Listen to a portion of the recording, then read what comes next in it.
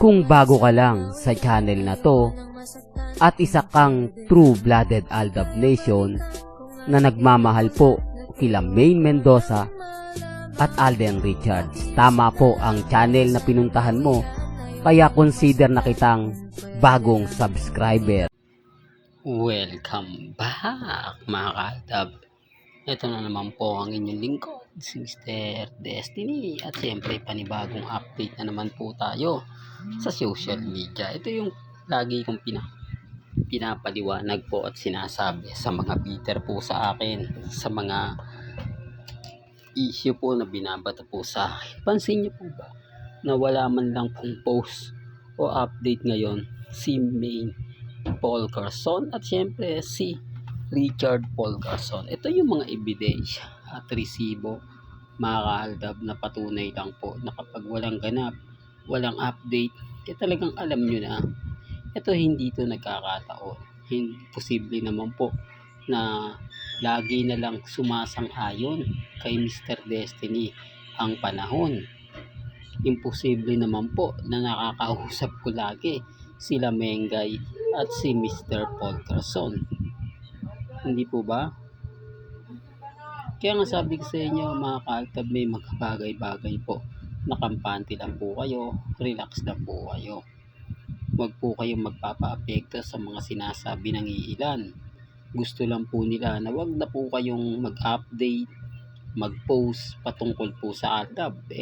Mas marami daw po ang naiinganyo kapag marami ang nagpo-post at nagbibigay ng mga komento. Pabor na pabor nga po sa Aldab Nation. Kaya nga po simple lang ang tanong, bakit nga po ba sila affected? Bakit nga po ba sila naiinis? Gayong sila naman po talaga yung lamang. Sila naman po talaga yung nasa posisyon.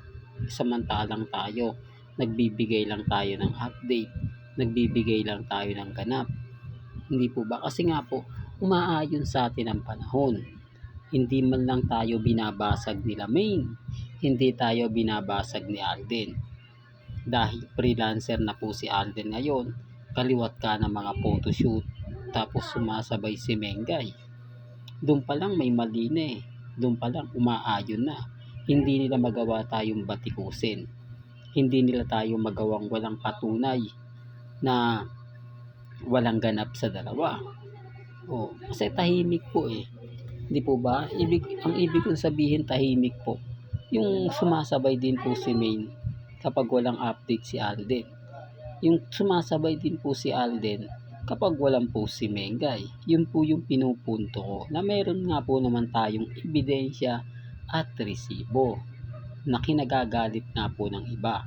Hindi daw porket walang post si Alden, hindi daw porket walang post si Mengay, sasabihin na natin na magkasama po yung dalawa. Doon po sila bitter sa akin. Ayaw po nila na lagi ko yung binabanggit dahil lumalaki daw po ang ulo ng mga mamis, mga titas na dumadaan po sa channel ni Mr. Destiny, sa mga nagko-komento po na pabor kay Mr. Destiny kasi dumarami na po eh. Hindi po ba dati paiilan lang, ngayon mararamdaman mo na kung gaano sila ka-updated, kung gaano sila karami ngayon. Siyempre natatakot na yung iba, baka nga naman magtuloy-tuloy yun, baka nga naman na magbago yung sitwasyon, yung tipong oo nga Mr. Destiny kasi baka biglang kumalat, alam mo naman yung ganito ganyan, alam mo naman yung mga basher, etc.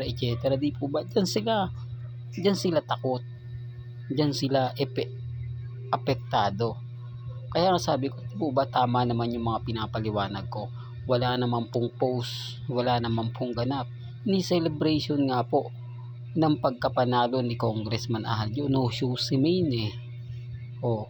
Imposibleng walang nagaganap na kumbaga yung pakain, yung selebrasyon ng pagkapanalo ni Congressman Arjo. Doon pa lang lamang na ako eh. Doon pa lang guilty sila, bakit ko daw po ipagpipilitan o bakit ko daw palaging sinasama si Mengay kapag may mga ganap daw si Congressman Arjo. Busy daw po si Mengay. Saan? Ito simpleng tanong lang po. Saan nga po ba busy si Maine? Ano nga po ba ang pinagkakaabalahan ni Mrs. Polkerson? Una sa lahat, wala po siyang negosyo. Pangalawa, meron man po, dun lang po yun sa Bulacan, McDonald's ni Mengay, pero marami pong nagsasabi na hindi nga po bumibisita o madalang nga pong bumisita si Mengay sa Bulacan o sa kanyang McDo. Ang madalas nga po daw doon si Nikki. Paano ko nalaman yan? Paano ko nakukuha yung mga impormasyon at bagay-bagay na kumbaga update gayong hindi naman tayo pumupunta ng Bulacan, hindi naman tayo pumupunta mismo sa lugar ni Maine Polkerson. Hindi, totoo naman po yan ang sinasabi ko. Malawak po kasi ang fandom, marami pa rin po kasi nagmamahal kina Mr. and Mrs. Polkerson, gaya nga po ng pagpunta ni Mengay sa Bulacan. Bakit nga po ba madalas nang pumupunta at bakit wala pong hindi po umuwi si Alden Richards sa Nubali? Bakit yung mga post nila Daddy Bay, Risa, Angel, minsan walang ganap si Alden Richards? Doon pa lang may mali na pero sinasabi nila nandito lang daw po sa Maynila o sa Quezon City dahil nga po daw maraming ganap, maraming update, maraming ganap, maraming update, pero wala naman po siyang post ngayon. Ito yung patunay na private family. Ito yung patunay na kapag araw ng linggo, ito yung isa sa rason kung bakit alam na po natin, kung bakit mas maaga napipredict na natin. Hindi po ba? Hindi rin, isa rin yun sa kinaiinisan nila sa akin. Bakit ko daw po pinangungunahan? Bakit ko daw po pinipredict na walang update? Kung sumablay naman daw, okay lang. Kung hindi, kung walang post, panalo daw ako. Ganun po sila sa akin. Lahat nababantayan nila. Hindi po ba nila naiisip na since 2015, aldab na po tayo Ito po kasi yung ginagawa nila Alden Richards at ni Maine Polkerson. Parang normal na lang po sa atin na kapag araw po ng Sunday, wala talagang ganap.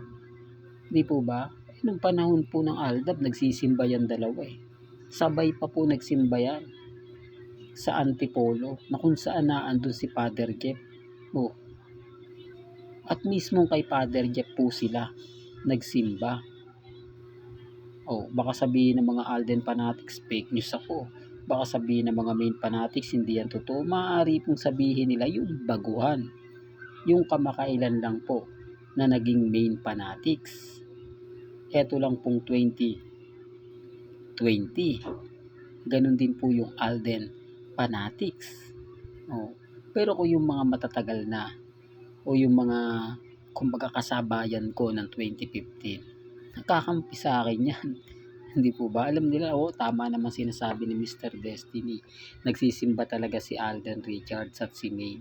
Pero yung natanggal na, si Alden na lang ang nagsisimba. Hindi po ba? Kaya ang sabi ko sa inyo, relax lang po kayo. Maging kampante, maging matatag. Huwag po kayong magpapa-apekto at magpapadala sa mga sasabihin at ipapahayag po ng iilan. Ang sa akin lang naman po, hindi natin yan napipredict. Ginagawa po kasi talaga yan at madalas po talagang kumbaga nagaganap at nangyayari. Yung OOTD lang ng dalawa Di po ba? Hanggang dito na lang po ang ating latest updates. Kaya kung gusto nyo pa po ng pinaka-latest at sariwang update, abay tumutok lang po kayo dito po sa channel ni Mr. Destiny para updated po kayo sa mga latest at sa mga bagong video po na ilalabas po natin maya-maya lang. Hanggang sa muli, salamat po sa panonood at pakikinig.